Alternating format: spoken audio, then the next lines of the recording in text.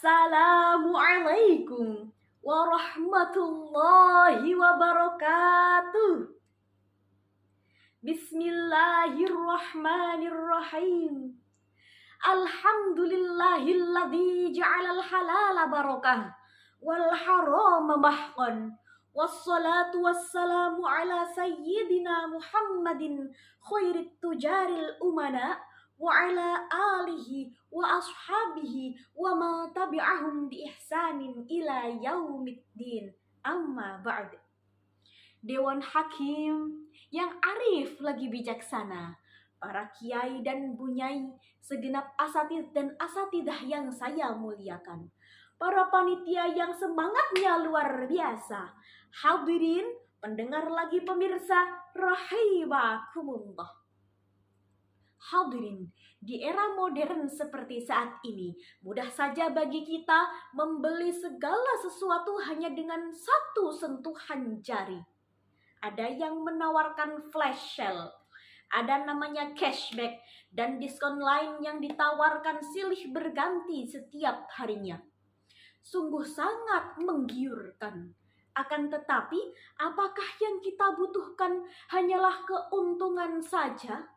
Atau juga dengan keberkahan? Benar hadirin, dalam Islam, perihal ekonomi bukan hanya tentang profit saja atau keuntungan saja, akan tetapi juga tentang ethical ekonomi, ekonomi yang dibangun di atas kejujuran, keadilan, juga tanggung jawab kepada Allah Subhanahu wa Ta'ala.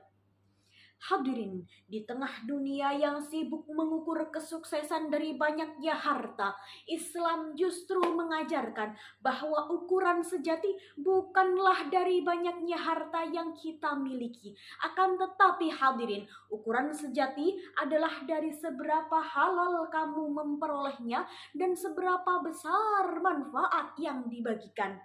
Inilah tema kita kali ini.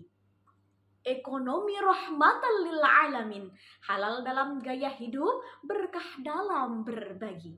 Sebagai landasan, firman Allah Quran Surah An-Nisa ayat 26. A'udzu billahi minasyaitonir rajim. Bismillahirrahmanirrahim. Ya ayyuhalladzina amanu la ta'kulu amwalakum bainakum bil batil. La ta'kulu amwalakum bainakum bil batili illa an takuna tijaratan an taradim minkum. Wahai orang-orang yang beriman, janganlah kamu memakan harta saudaramu dengan cara yang batil, kecuali dengan cara perdagangan atas dasar suka sama suka. Ayat ini menunjukkan bahwa setiap harta yang kita miliki haruslah diperoleh dengan cara yang halal dan tidak merugikan orang lain. Lantas muncul pertanyaan, bagaimanakah kita menerapkan nilai-nilai ekonomi Islam dalam kehidupan sehari-hari? Setidaknya ada 2 saran yang ingin saya sampaikan. Yang pertama, membiasakan kejujuran dalam mencari rezeki. Sabda Rasul Sallallahu Alaihi Wasallam, At-tajirus saduqul amin ma'an nabiyyina wasyiddiqina wasyuhada. Pedagang yang jujur dan amanah beserta para nabi, orang-orang yang jujur dan para syuhada. Maka jadilah pedagang yang jujur, pegawai yang amanah, petani yang tidak curang, bahkan pelajar dan santri yang tidak mencontek. Sebab kejujuran bukan hanya mendatangkan kepercayaan, akan tetapi juga mendatangkan keberkahan. Lalu yang kedua hadirin, membangun halal lifestyle. Halal bukan hanya perihal makanan dan minuman saja, akan tetapi halal juga bagaimana cara kita memperoleh penghasilan, kemana harta dibelanjakan, dan untuk apa ia digunakan. Imam Al-Ghazali mengingatkan bahwasannya halal merupakan pondasi diterimanya amal ibadah dan bersihnya hati. Hadirin rahimakumullah. Indonesia saat ini merupakan negara dengan potensi industri halal terbesar di dunia, mulai dari makanan halal, modis fashion, wisata ramah muslim, juga ada keuangan syariah yang terus berkembang tiap harinya. Ini menunjukkan bahwa nilai-nilai Islam bukanlah menghambat kemajuan, akan tetapi nilai-nilai Islam menjadikan ekonomi lebih maju dan bermartabat. Setuju? Hadirin rahimakumullah. Perihal tadi bukan hanya soal harta, akan tetapi Islam juga mengajarkan bagaimana harta itu dapat bermanfaat bagi sesama. Firman Allah dalam surah Al-Baqarah ayat 261. Mathalul ladzina yunfiquna amwalahum fi sabilillah. Orang-orang yang menginfakkan hartanya di jalan Allah.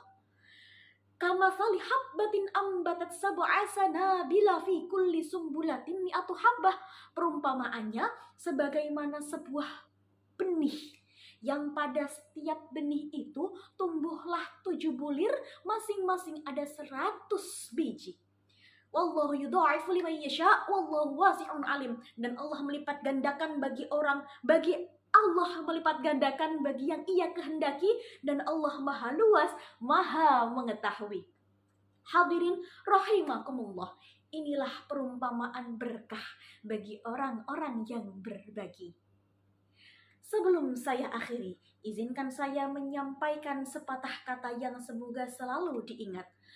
Halal belum tentu banyak, akan tetapi halal akan selalu cukup. Rezeki yang diberkahi bukanlah yang disimpan sebanyak-banyaknya, akan tetapi rezeki yang diberkahi adalah yang mampu menghadirkan senyum di wajah sesama. Orang Jawa memiliki petuah yang sangat indah. Urip iku urup. Hidup adalah memberikan nyawa dan berbagi kepada sesama. Iyyaka na'budu wa iyyaka nasta'in ihdinas siratal mustaqim wallahul muwaffiq ila aqwamit thariq. Wassalamu alaikum warahmatullahi wabarakatuh.